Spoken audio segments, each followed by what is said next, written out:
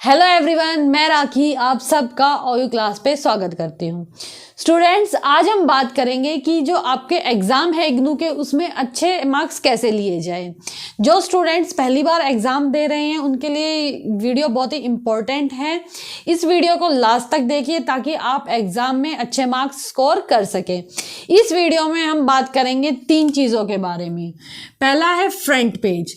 ठीक है, front page आपको कैसे फिल करना है, क्या क्या इंफॉर्मेशन उसमें फिल करनी है, वो सारी चीज़ें मैं आपको बताऊंगी। आपको मैं फ्रंट पेज दिखाऊंगी भी, जो आपकी आंसर शीट है उसका। ठीक है, उसके बाद हम डिस्कस करेंगे कि वर्ड लिमिट्स के बारे में। वर्ड लिमिट्स मतलब कि कितने मार्क्स के क्वेश्चन में हमें कितने वर्ड्स लिखने हैं, कितने पेजेस भरने हैं। ठीक है, इन सारी चीज़ों के बारे में हम डिस्कस करेंगे। ठीक है, थर्ड है प्रेजेंटेशन। कई बार बच्चे क्या करते हैं, बहुत ज़्यादा पढ़ के जाते हैं, ठीक है, स्टडी करके जाते हैं, फिर भी एग्जाम में अच्छे मार्क्स नहीं ले पाते। ठीक है, फिर उनको बहुत दुख होता है कि भाई मैंने तो इतनी पढ़ाई की थी और फिर भी मेरे अच्छे मार्क्स नहीं आए। ठीक है, प्रेजेंटेशन में क्या है कि आप अपने आंसर्स किस तरह से प्रेजेंट करोगे, किस तरह से लिखोगे। ठीक है, उसमें आप हेडिंग लिखोगे, किन किन बातों का आपको ध्यान रखना है, वो सारी चीज़ें हम डिस्कस करेंगे। ठीक है स्टूडेंट्स, तो चलिए अब हम स्टार्ट करते हैं। स्टूडेंट्स, हम अब स्टार्ट करते हैं। मैं आपको बताऊंगी अब आंसर शीट के बारे में। ठीक है, आंसर शीट कैसी आती है, आंसर शीट का फ्रंट पेज कैसा आता है, आप सबको पता होना चाहिए। ठीक है, जो भी बच्चे एग्जाम देने जा रहे हैं, पहली बार जो एग्जाम देने जाते हैं उनको पता नहीं होता कि भाई हमारा जो फ्रंट पेज है उनमें हमें क्या फिल करना है, क्या इन्फॉर्मेशन फिल करनी है, क्या नहीं करनी। कई बार बच्चे कंफ्यूज हो जाते हैं। ठीक है, तो इस वीडियो को लास्ट तक देखिए ताकि आप समझ पाएँ कि आपको जो अपना एग्ज़ाम है उसको कैसे प्रेजेंट करना है, अपना जो फ्रंट पेज है वो कैसे आपको फिल करना है। ठीक है, तो मैं आपको जो आंसर शीट है उसका फ्रंट पेज होता है वो मैं आपको एक बार स्क्रीन पे दिखा देती हूँ। ठीक है, इसमें आपको दिख रहा होगा कि आप बहुत सारी इन्फॉर्मेशन आपको फिल करनी है। ये इन्फॉर्मेशन मैंने बोर्ड पे लिख दी है। हम सारी जो है डिस्कस करेंगे कि क्या क्या इन्फॉर्मेशन है। ठीक है, वहाँ पे आपको क्या क्या फिल करना है।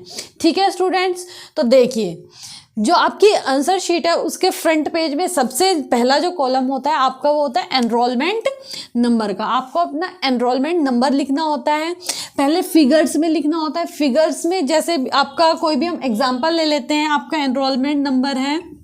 ठीक है, आपका 9 डिजिट या 10 डिजिट का जो एनरोलमेंट नंबर होता है। ठीक है, मान लो आपका एनरोलमेंट नंबर ये है। ठीक है, तो आपको फिगर्स में लिखना है, उसके बाद आपको वर्ड्स में लिखना है। वर्ड्स में जैसे आप 1 है तो उसको कैसे लिखोगे, ONE। ठीक है, 9 5 ऐसे आपको एनरोलमेंट नंबर को वर्ड्स में लिखना है। उसके बाद आपको फिल करना है अपना एग्जाम सेंटर कोड। ठीक है, आपका एग्जाम सेंटर कोड आपको एडमिट कार्ड पे मिल जाएगा। फिर भी अगर कोई कंफ्यूजन है तो आप अपने इन्विजिलेटर से पूछ सकते हैं। ठीक है, इसके बारे में। उसके बाद डे एंड टाइम आपको फिल करना है। ठीक है, जो एग्जाम का डे है और टाइम क्या है। उसके बाद आपको भरना है आपका प्रोग्राम कोड। ठीक है, जैसे हो गया BAG, BCom जी, MCom जी, तो आपका प्रोग्राम क्या है। कोई भी डिग्री है, डिप्लोमा कोर्स है, सर्टिफिकेट कोर्स है, सबके अलग अलग कोड्स होते हैं। ठीक है, तो वो कोड्स आपको फिल करने हैं। आपको ये कोड्स अपने एडमिट कार्ड, वैसे तो पता होता है सब बच्चों को जो कोड्स हैं। ठीक है, फिर भी आप अगर कंफ्यूज हो तो आप अपने एडमिट कार्ड पे ये कोड्स देख सकते हैं। ठीक है स्टूडेंट, उसके बाद कोर्स कोड भरना है आपको। जिस सब्जेक्ट का आपका एग्जाम है, ठीक है, उसका आपको सब्जेक्ट कोड फिल करना है। कई बार बच्चे प्रोग्राम कोर्स और कोड कोर्स के बीच में कंफ्यूज हो जाते हैं। ठीक है, तो कंफ्यूज नहीं होना है। कोर्स कोड होता है आपका सब्जेक्ट कोड। ठीक है, जैसे मान लो आपका MEC 101 का एग्जाम है तो ये आपका क्या होगा, सब्जेक्ट कोड होगा। तो आपको यहाँ पे ये फिल करना है। उसके बाद कोर्स टाइटल यानी कि नेम ऑफ सब्जेक्ट, आपका सब्जेक्ट क्या है। ठीक है, मान लो इकोनॉमिक्स का पेपर है आपका। ठीक है, तो माइक्रो इकोनॉमिक्स का पेपर है, मैक्रो इकोनॉमिक्स का पेपर है, तो जो भी आपका सब्जेक्ट का नाम है वो आपको फिल करना है। अगर आपको ये दोनों चीज़ें नहीं पता, आपको ये क्वेश्चन पेपर पे भी मिल जाएगी, आप वहाँ से देख के फिल कर सकते हैं। ठीक है स्टूडेंट्स, अब हम बात करते हैं मीडियम। ठीक है। तो जो इग्नू है आपको हिंदी और इंग्लिश मीडियम जो लैंग्वेज, हिंदी और इंग्लिश लैंग्वेज है वो ही प्रोवाइड करता है, वो ही ऑफर करता है आपको कि आप अपने आंसर्स या तो हिंदी में लिख सकते हैं या इंग्लिश में लिख सकते हैं। ठीक है, ये फर्क नहीं पड़ता कि आपने कौन सा जो मीडियम है वो चूज़ किया है। ठीक है, अगर चाहे आप हिंदी में लिख सकते हैं अपने आंसर्स और चाहे तो इंग्लिश में लिख सकते हैं। बट अगर आप हिंदी में कर रहे हैं अपना पेपर तो आप हिंदी में ही करेंगे और इंग्लिश में कर रहे हैं तो इंग्लिश में करेंगे, आप मिक्स नहीं कर सकते। ठीक है, बट अगर इग्नू कोई प्रोग्राम दूसरी लैंग्वेज में ऑफर कर रहा है, ठीक है, तो उस केस में आप दूसरी लैंग्वेज यूज कर सकते हैं। ठीक है स्टूडेंट्स, उसके बाद होता है सिग्नेचर ऑफ एग्जामिनी। ठीक है, जो स्टूडेंट है जो पेपर दे रहा है, ठीक है, उसको अपने सिग्नेचर करने होते हैं। उसके बाद होता है सिग्नेचर ऑफ इन्विजिलेटर, जो भी आपके एग्जाम में जिसकी भी ड्यूटी लगी हुई है टीचर की, इन्विजिलेटर है जो, वो आपके वहाँ पे साइन करेगा। ठीक है, आपको साइन नहीं करना है, कौन साइन करेगा? इन्विजिलेटर साइन करेगा। ठीक है स्टूडेंट्स, आपको ये इन्फॉर्मेशन जो है बहुत सावधानी से भरनी है, इसमें कोई भी मिस्टेक नहीं होनी चाहिए।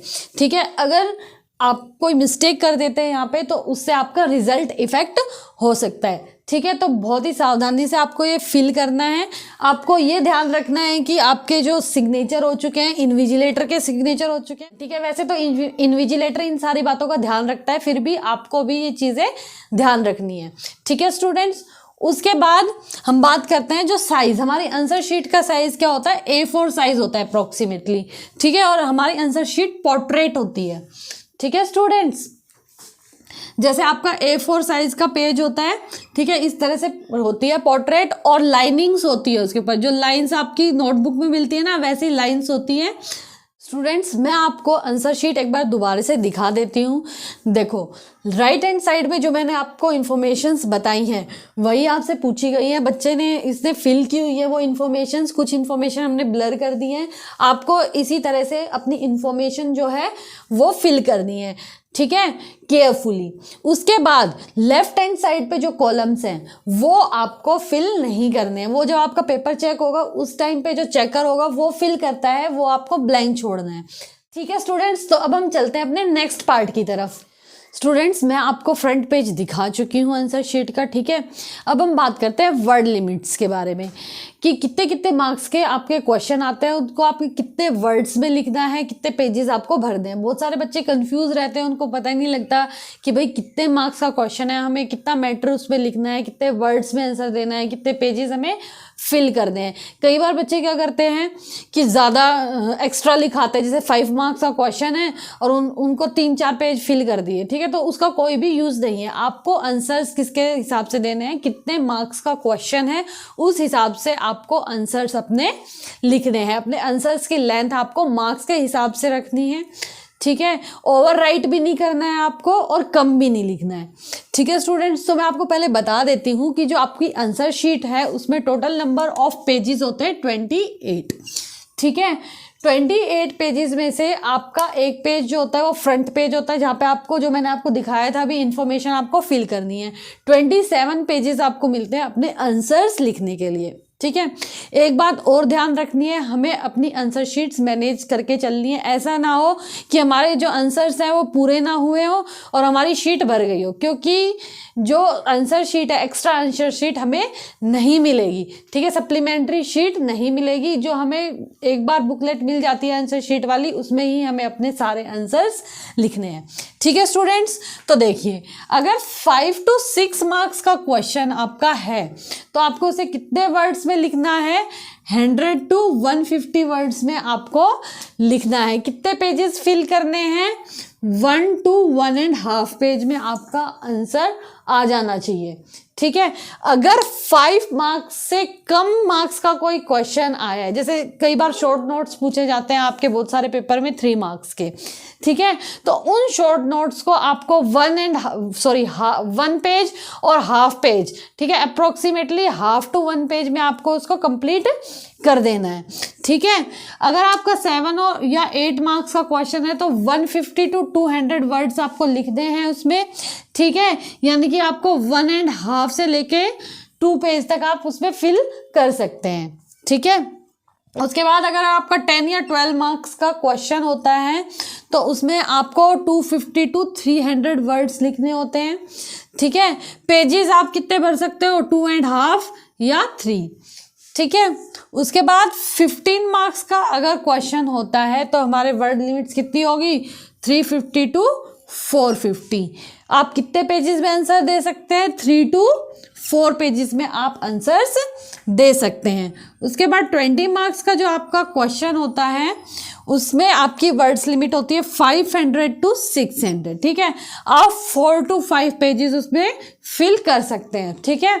तो आप क्या करेंगे, अपने हिसाब से देख के कि कितने मार्क्स का क्वेश्चन है, कितनी आपको अपने आंसर की लेंथ रखनी है, ठीक है, वो आप देखोगे ताकि आप मार्क्स अच्छे स्कोर कर सको अपने एग्जाम में, ठीक है।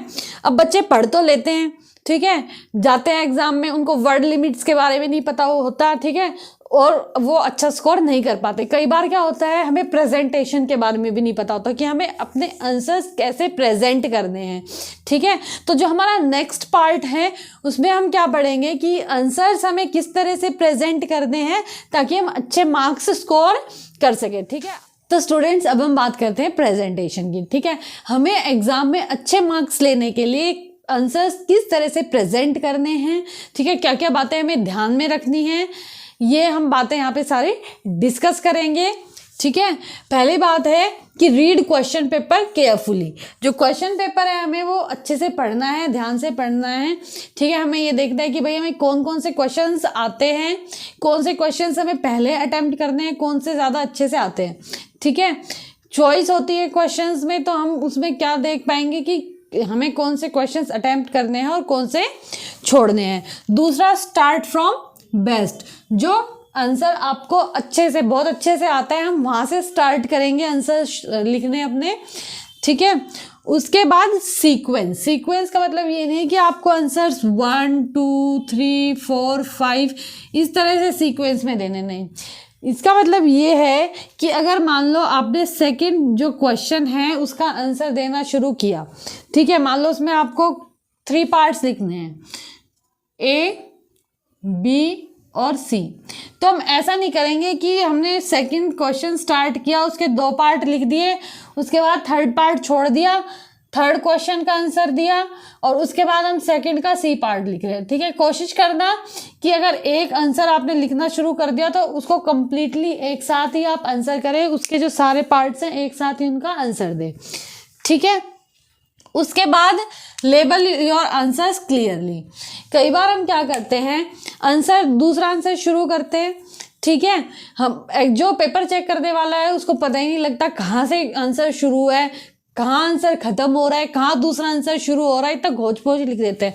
तो हमें अपने जो आंसर्स हैं उनको क्लियरली लेबल करना है, ठीक है। हम कोशिश करेंगे कि भाई आंसर हम बीच में लिखें, ठीक है। जो हमारी आंसर शीट है उसके बीच में हम लिखें आंसर 1 और फिर यहाँ से हम अपना आंसर लिखना शुरू करें, ठीक है। अगर हमारा एक आंसर खत्म हो जाता है, मान लो जो हमारा पेज है उसके लास्ट में आंसर खत्म हुआ है, 3-4 पेज हमारे बच गए, तो हम वहाँ से अपना आंसर लिखना शुरू नहीं करेंगे, उस स्पेस को हम छोड़ देंगे, ठीक है। अगर आपका आंसर इधर ख़त्म होता है, ठीक है, कहीं मिडल में ख़त्म होता है, तो हम क्या करेंगे, 3-4 लाइंस छोड़ देंगे उस आंसर के बाद और उसके बाद अपना जो आंसर है दूसरा वो लिखना शुरू करेंगे, ठीक है। हम फिर क्या करेंगे, बीच में आंसर लेबल करेंगे, आंसर नंबर लेबल करेंगे और फिर अपना आंसर लिखना शुरू करेंगे, ठीक है। उसके बाद डोंट राइट यूजलेस थिंग्स। कई बार बच्चे क्या करते हैं, चलो मुझे कुछ नहीं आता, कुछ भी लिखना शुरू कर देते हैं, ठीक है। एटलीस्ट जो आपका क्वेश्चन है उससे रिलेटेड कुछ चीज़ हो वो तो आप लिख के आओ। चलो आपको अच्छे से नहीं आता है आंसर, ठीक है, तो आपका जो सब्जेक्ट मैटर है या फिर आपके क्वेश्चन से रिलेटेड आपको कुछ पता है, एटलीस्ट वो चीज़ें लिख के आओ आप, ठीक है। कई बच्चे क्या करते हैं, गाने लिखाते हैं, ठीक है, उससे बहुत गंदा इम्पैक्ट पड़ता है और जो चेक करने वाला टीचर होता है उसको दिख जाता है कि बच्चे ने क्या लिखा हुआ है, ठीक है। उसके बाद टाइम मैनेजमेंट। ऐसा नहीं होना चाहिए कि भाई आपको सारे क्वेश्चंस आते हैं बट आप टाइम मैनेज नहीं कर पाए और आप सारे क्वेश्चंस अटेम्प्ट नहीं कर पाए। तो आपको टाइम मैनेज करके चलना है, आपको देखना है कि आप कितने टाइम में कितने क्वेश्चंस अटेम्प्ट कर रहे हैं, ठीक है, आपको ये खुद मैनेज करना पड़ेगा। उसके बाद जब आप आंसर्स लिखेंगे तो उसमें क्या करेंगे, आप हेडिंग लिखेंगे और सब हेडिंग। जैसे अगर मान लो आपसे इंपॉर्टेंस पूछी गई है, ये पूछा गया है define education and also importance of education, तो पहले से आप क्या करोगे, डिफाइन करोगे एजुकेशन को, उसके बाद हेडिंग डालोगे इंपॉर्टेंस ऑफ एजुकेशन, ठीक है, उसको आपको फिर अंडरलाइन करना है। उसके बाद आप उसमें भी क्या कोशिश करो कि सब हेडिंग जो है बनाओ। जैसे कि हम एग्जांपल लेते हैं, जैसे इंपॉर्टेंस ऑफ वुमेन एजुकेशन में क्या आ जाएगा, वुमेन एम्पावरमेंट, ठीक है, तो आप सब हेडिंग लिखोगे, उसको अंडरलाइन करोगे और उसके बाद अपना कंटेंट जो है लिखोगे, उसको एक्सप्लेन करोगे। सेकंड, रिमूविंग पॉवर्टी, अपनी सब हेडिंग लिखोगे और उसको फिर अंडरलाइन करोगे, ठीक है। उसके बाद अगर आपके आंसर में कोई डायग्राम या चार्ट है, ठीक है, तो आप उसको जरूर बना के आए। इससे क्या होता है, आपका जो चेक करने वाला होता है पेपर, उस टीचर पे बहुत अच्छा इम्पैक्ट पड़ता है, ठीक है, आप अच्छा मार्क्स स्कोर कर सकते हो। तो कोशिश करें कि अगर आपको डायग्राम और चार्ट्स आता है तो वो आप ज़रूर बनाएं, ठीक है स्टूडेंट्स। ये जो पैटर्न है आपको आंसर अटेम्प्ट करने के लिए कब यूज़ करना है, जब आपको आंसर्स बहुत अच्छे से आते हैं, आंसर्स आपको आते हैं, ठीक है। कई बार क्या होता है कि हमें क्वेश्चन के बारे में थोड़ा बहुत कुछ पता है, ज़्यादा कुछ पता नहीं है, हम उसको लिख रहे हैं, तो वो जब आप करते हो तो उसको आप पैराग्राफ में लिखने की कोशिश करें, ठीक है। और जब आपको आता है आंसर्स, अच्छे से आते हैं आंसर्स, तो हम क्या करेंगे, अपना प्रॉपरली उसको प्रेजेंट करेंगे, ठीक है स्टूडेंट्स। आई होप आपको ये सारी चीज़ें समझ में आई होगी। फिर भी आपको कोई डाउट्स है, कोई क्वेरी है, तो डिस्क्रिप्शन बॉक्स में आप कमेंट करके मुझसे पूछ सकते हो। स्टूडेंट्स, हमारा चैनल जो ओयो क्लास है उसको लाइक कीजिए, शेयर कीजिए और सब्सक्राइब कीजिए, ठीक है। और ओयो क्लास की तरफ से आप सबको बेस्ट विशेस आपके एग्ज़ाम के लिए। Take care, bye bye.